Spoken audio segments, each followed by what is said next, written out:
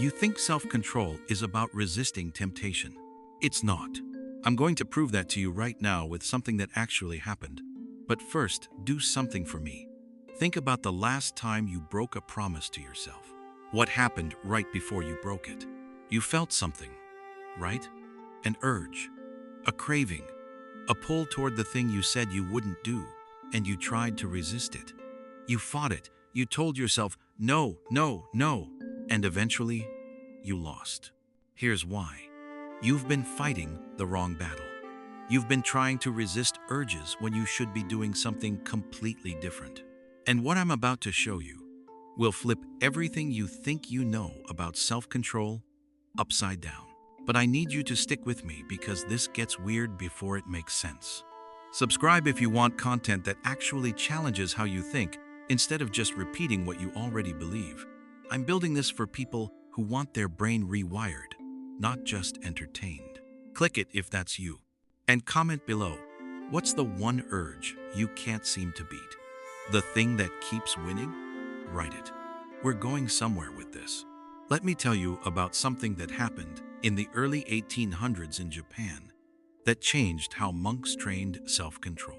There was a Rinzai Zen temple in Kyoto where they had a serious problem. Young monks kept failing at basic discipline. They'd break rules around food, sleep, focus. The abbots tried everything. Stricter rules, more meditation, harsher punishment.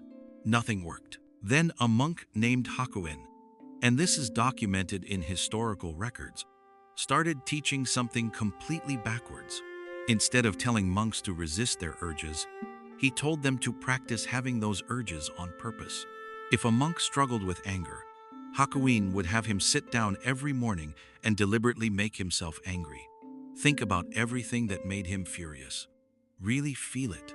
For 30 minutes, if a monk struggled with desire for food, Hakuin would have him sit and imagine his favorite foods in vivid detail.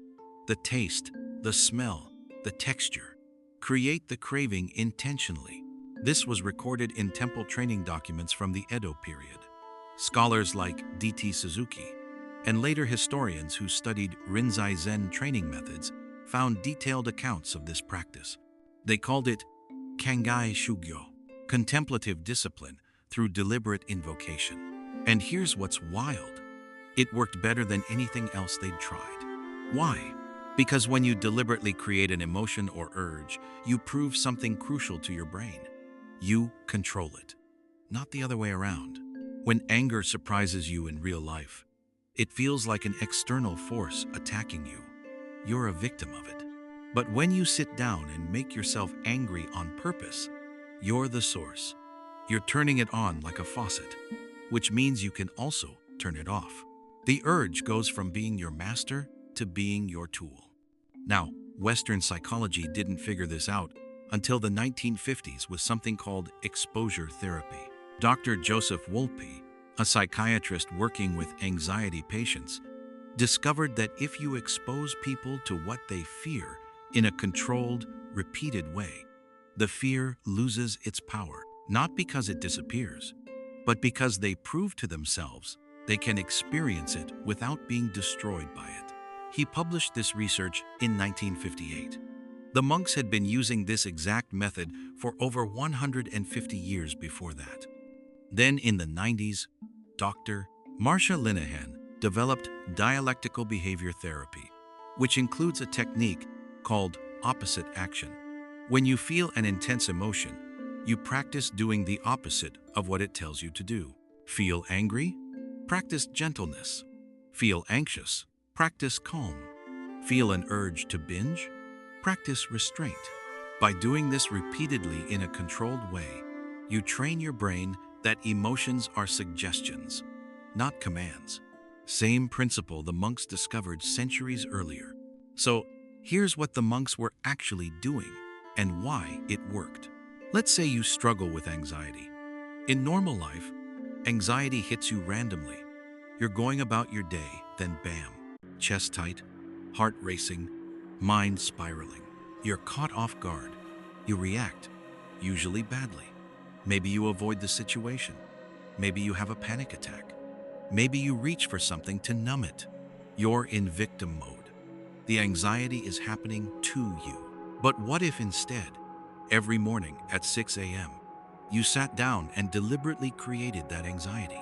You think about everything that makes you anxious: work deadlines, money problems, social situations. Whatever triggers you, you make yourself feel it. Really feel it. The chest tightness, the racing heart, the spiraling thoughts. And then you just sit with it for 15 minutes. Don't run from it. Don't fix it. Just experience it. Here's what your brain learns. First, oh, I can turn this on. I'm creating this feeling right now, which means I have more control over this than I thought. Second, this feeling has a pattern. It rises, peaks, and falls. It's not permanent. It's temporary. Third, I can feel this and not die. I can experience anxiety and still function. After you do this for a few weeks, something shifts. When anxiety hits you in real life, your brain recognizes it. Oh, this is that feeling I practice every morning. And because it's familiar, because you voluntarily experienced it dozens of times, it's not as scary. It's not an ambush. It's just anxiety doing its thing. You can feel it and still make choices, still act, still function. That's self-control. Not fighting the feeling, understanding it so well that it doesn't control your behavior. Now here's where this gets really interesting. There's actual neuroscience behind why this works. When you experience an emotion, your amygdala, the alarm system in your brain, fires.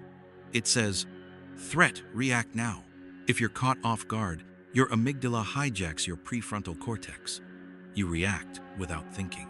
But when you practice experiencing that emotion deliberately, in a safe environment, repeatedly, you're training your prefrontal cortex to stay online even when the amygdala fires. You're literally rewiring the connection between feeling something and acting on it. Dr. Richard Davidson, at the University of Wisconsin, studied Buddhist monks who'd practiced emotional regulation for years. He found their brains showed dramatically different patterns than average people. Their prefrontal cortex stayed active even during intense emotional experiences. They'd trained the ability to feel something and still choose their response. That's what you're training when you practice emotions deliberately. If you're following this and it's clicking, hit that like button. This helps other people who struggle with control find this message. One click. Do it now. So, let me show you exactly how to use this, because theory without practice is useless. Step 1. Identify your problem, emotion, or urge. The one that controls you, that makes you do things you regret. Could be anger that makes you say things you can't take back. Anxiety that makes you avoid opportunities. Cravings that make you break your diet every time. The urge to check your phone that destroys your focus. Procrastination that keeps you from doing important work. Pick one. Just one. The biggest one. Step 2. Every morning, before anything else, you're going to practice that emotion deliberately. Set a timer for 15 minutes. Sit down. No distractions. If it's anger, think about things that make you angry. Really feel it. Let your body react. Clench your fists. Feel your jaw tighten. But don't act on it. Just observe it. If it's anxiety, think about what stresses you. Feel the chest tightness, the racing thoughts, the panic. But stay present with it. Just watch it happen. If it's a craving, imagine the thing you crave in vivid detail. Feel the pull toward it, the wanting, the need. But don't give in. Just experience the wanting. For 15 minutes, you sit with it. You're not trying to make it go away. You're studying it, learning its patterns, proving you can feel it without being controlled by it. Step 3. After the 15 minutes, write down 3 things. What did the emotion feel like physically? What thoughts came with it? Did the intensity change during the 15 minutes? This creates awareness. You're mapping the territory of this emotion. Do this every single day for 90 days. Here's what happens. Week 1 to 2. This feels strange and uncomfortable. You're deliberately creating what you've been avoiding. But you're proving something. You can turn it on, which means it's not as powerful as you thought. Week 3 to 4. You start recognizing patterns. The emotion follows the same path every time. Rises, peaks, falls.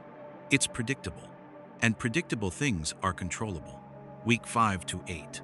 When the emotion hits you in real life, you recognize it instantly. This is the feeling I practiced this morning. It's familiar. And familiar doesn't control you the same way surprise does. Week 9 to 12.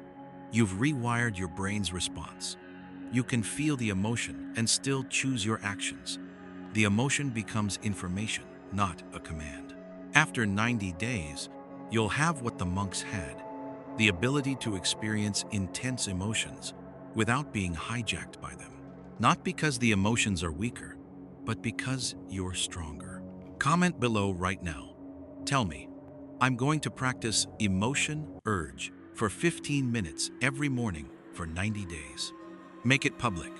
Commit, we'll check on you. Now let me explain why this method works. When everything else fails, most self-control advice tells you to avoid triggers. Use willpower. Distract yourself. Think positive thoughts. All of that is fighting the emotion, treating it like an enemy. But emotions aren't enemies. They're information. They're messengers. And when you fight a messenger, it just screams louder. Think about it. When you try not to think about something, what happens? You can't stop thinking about it. When you try not to feel something, it gets more intense. The psychological term for this is ironic process theory. The Russian psychologist Fyodor Dostoevsky wrote about it in the 1860s. Try to pose for yourself this task, not to think of a polar bear, and you will see that the cursed thing will come to mind every minute. Modern research by Daniel Wegner in the 1980s proved this scientifically. Suppression makes things worse, but the opposite is also true. When you deliberately practice something, you gain mastery over it. Musicians practice their instruments. Athletes practice their movements. But somehow, we never think to practice our emotions. The monks did, and they became masters of their inner world. There's a documented case from a Zen monastery in the 1850s. A monk named Soyen Shaku struggled with intense anxiety about public speaking. He'd freeze up, couldn't function. The abbot had him practice anxiety every morning. Deliberately create it, sit with it, study it. After 3 months, Soyen gave his first public Dharma talk. He still felt anxiety, but he gave the talk anyway. The anxiety was there, but it didn't control him. He went on to become one of the most influential Zen teachers of the Meiji period, taught thousands of students, gave hundreds of talks, not because his anxiety went away, but because he'd trained himself that anxiety was just a feeling, not a barrier. That's the power of this method. You're not trying to become emotionless. You're training yourself that emotions don't have to dictate your actions. Now, if you're skeptical about this, good. You should be skeptical of everything until you see evidence. So here's the modern evidence. Clinical trials on exposure therapy show it's more effective than any other treatment for anxiety disorders. Not 10% more effective, with 60–70% more effective. Published in dozens of peer-reviewed studies. Research on emotion regulation by Dr. James Gross at Stanford shows that the most effective strategy for managing emotions isn't suppression or avoidance. It's something called reappraisal, changing your relationship with the emotion by understanding it better. Studies on mindfulness meditation show that people who practice observing their emotions without reacting to them develop stronger prefrontal cortex activation and weaker amygdala reactivity. They can feel things and stay calm. Neuroscience research on Buddhist monks shows their brains function differently during emotional experiences. They have more control not because they feel less, but because they've trained the connection between feeling and acting. All of this supports what the monks discovered through practice. If you want self-control, stop fighting your urges and start studying them. Practice them deliberately. Make friends with them. Understand them. They lose their power over you not through suppression, but through familiarity. So here's exactly what you do tomorrow morning. Wake up. Before you check your phone, before you do anything else, sit down. Set a timer for 15 minutes. Identify your problem, emotion, or urge. The one thing you wrote in the comments earlier. Deliberately create it. Think about what triggers it. Feel it in your body. Let it rise. And just observe it. Don't fight it. Don't act on it. Just study it like you're a scientist examining a specimen. When the timer goes off, write 3 observations in a notebook. Physical sensations, thoughts, intensity changes. That's day 1. Do this every single day for 90 days. And I promise you, your relationship with that emotion will completely transform. You'll go from being its victim to being its master. Not through fighting, through understanding. If you want to be part of a community that's doing this kind of deep work, actually practicing instead of just consuming content, subscribe. We're building something real here. Share this with someone who's controlled by their emotions. They need to see this. Tomorrow morning, you sit down and practice feeling the thing you've been running from for 15 minutes. That's day 1. Do it for 90 days, and you'll be free. The monks taught this for centuries. Science proved it works. Now, it's your turn. 15 minutes every morning. Create what controls you until it doesn't anymore. Start tomorrow.